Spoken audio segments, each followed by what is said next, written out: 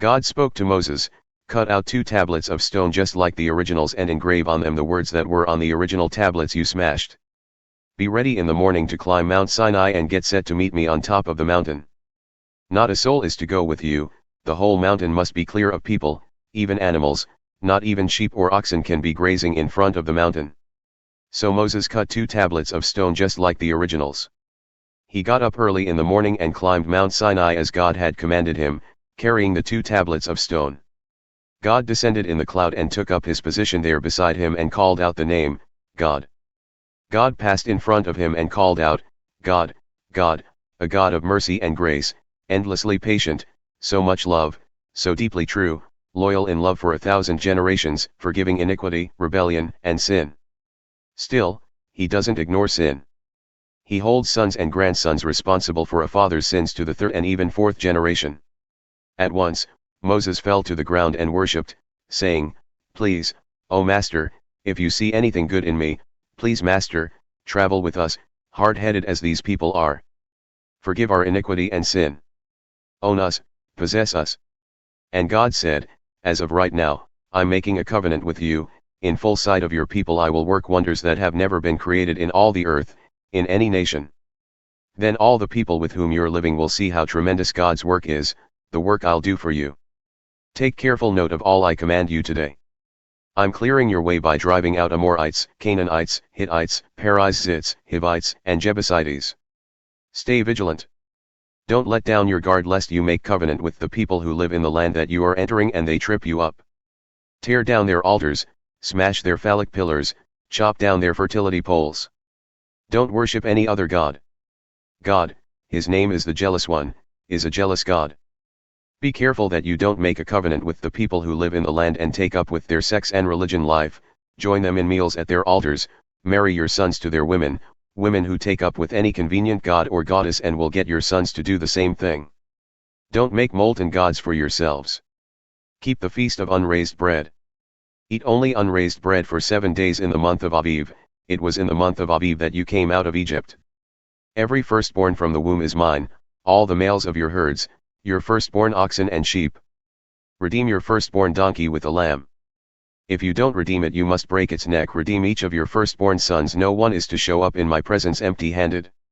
Work 6 days and rest the 7th. Stop working even during plowing and harvesting. Keep the Feast of Weeks with the first cutting of the wheat harvest, and the Feast of Ingathering at the turn of the year. All your men are to appear before the Master, the God of Israel, 3 times a year. You won't have to worry about your land when you appear before your God 3 times each year, for I will drive out the nations before you and give you plenty of land. Nobody's going to be hanging around plotting ways to get it from you. Don't mix the blood of my sacrifices with anything fermented. Don't leave leftovers from the Passover feast until morning. Bring the finest of the firstfruits of your produce to the house of your God. Don't boil a kid in its mother's milk. God said to Moses, "Now write down these words, for by these words I've made a covenant with you and Israel." Moses was there with God 40 days and 40 nights. He didn't eat any food, he didn't drink any water.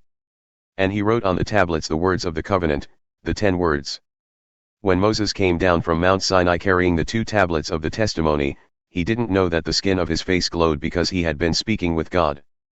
Aaron and all the Israelites saw Moses, saw his radiant face, and held back, afraid to get close to him.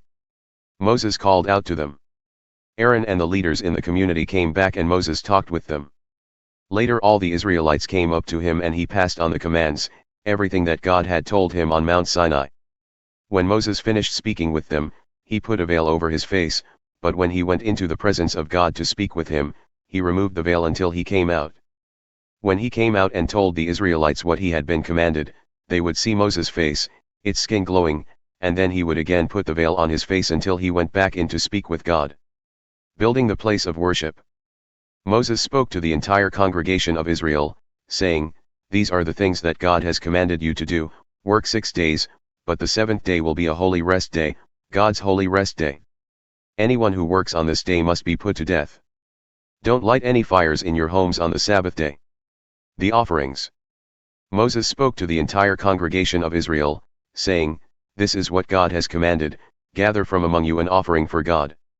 Receive on God's behalf what everyone is willing to give as an offering, gold, silver, bronze, blue, purple, and scarlet material, fine linen, goat's hair, tanned ram skins, dolphin skins, acacia wood, lamp oil, spices for anointing oils and for fragrant incense, onyx stones and other stones for setting in the ephod and the breastpiece. Come, all of you who have skills, come and make everything that God has commanded, the dwelling with its tent and cover, its hooks, frames, crossbars, posts, and bases, the chest with its poles, the atonement cover and veiling curtain, the table with its poles and implements and the bread of the presence, the lampstand for giving light with its furnishings and lamps and the oil for lighting, the altar of incense with its poles, the anointing oil, the fragrant incense, the screen for the door at the entrance to the dwelling, the altar of whole burnt offering with its bronze grate and poles and all its implements, the wash basin with its base, the tapestry hangings for the courtyard with the posts and bases, the screen for the courtyard gate, the pegs for the dwelling, the pegs for the courtyard with their cords, the official vestments for ministering in the holy place, the sacred vestments for Aaron the priest and for his sons serving as priests. So everyone in the community of Israel left the presence of Moses.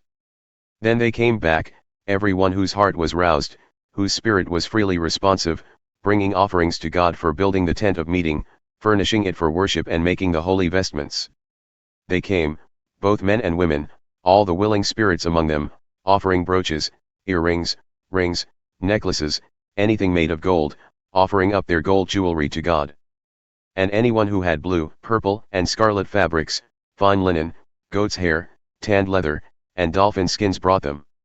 Everyone who wanted to offer up silver or bronze as a gift to God brought it. Everyone who had acacia wood that could be used in the work, brought it. All the women skilled at weaving brought their weavings of blue and purple and scarlet fabrics and their fine linens. And all the women who were gifted in spinning, spun the goat's hair. The leaders brought onyx and other precious stones for setting in the ephod and the breastpiece. They also brought spices and olive oil for lamp oil, anointing oil, and incense. Every man and woman in Israel whose heart moved them freely to bring something for the work that God through Moses had commanded them to make, brought it, a voluntary offering for God. Bezalel and Oholiab.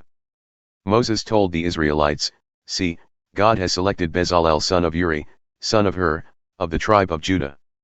He's filled him with the Spirit of God, with skill, ability, and know-how for making all sorts of things, to design and work in gold, silver, and bronze, to carve stones and set them, to carve wood, working in every kind of skilled craft. And he's also made him a teacher, he and Oholiab son of Ahisamach, of the tribe of Dan. He's gifted them with the know-how needed for carving, designing, weaving, and embroidering in blue, purple, and scarlet fabrics, and in fine linen. They can make anything and design anything.